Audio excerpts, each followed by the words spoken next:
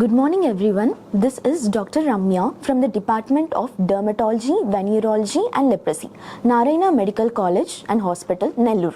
World Leprosy Day is usually observed on last Sunday of January, but in India it is observed on 30th January as a tribute to Mahatma Gandhi ji, as he was great compassionate to the people affected with leprosy.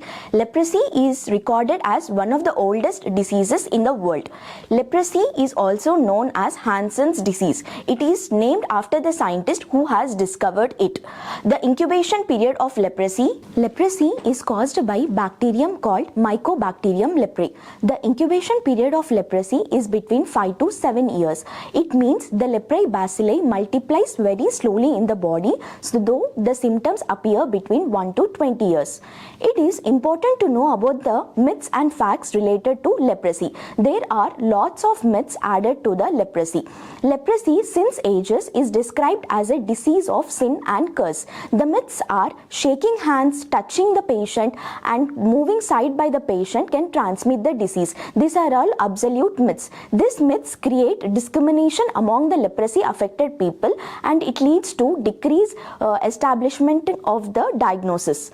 Leprosy mainly affects skin and nerves. It also affects the mucosa like respiratory tract and the eyes. Leprae bacilli has predilection for the cooler parts of the body like hands, feet and face. If the patients of leprosy are untreated, it leads to complication and deformities such as trophic ulcers, facial palsy and the deformities like sunken nose, and some lead to neuropathy.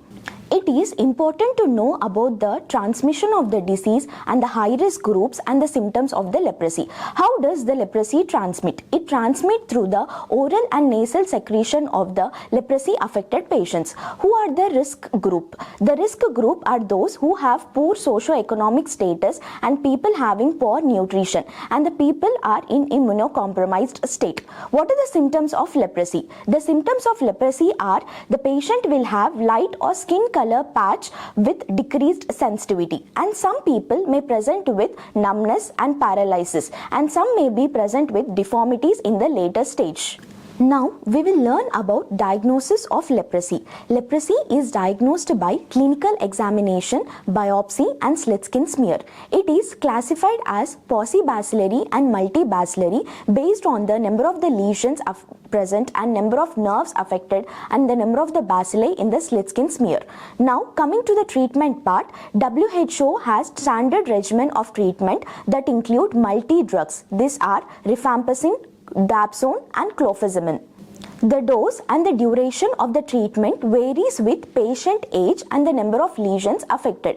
By using multi-drugs, we can cure the disease. Yes, you heard it right. By using multi-drugs, we can cure the disease. Now, the question arises whether it is preventable. Yes, it is preventable. The best way to prevent the disease by coming contact with nasal and oral secretions of the people, and also by giving leprosy vaccine and prophylactic antibiotics. Every year, WHO comes with a theme for the elimination of leprosy. This year, 2026, WHO has come with a theme that is leprosy is curable, but the real challenge is stigma. The main highlights of this theme is to early diagnosis and the treatment of the disease and take collective action to eliminate the leprosy. So, to conclude, it is important to create awareness among the people and also to decrease the stigma and also decrease the burden of it, so we can live in leprosy-free world. Thank you.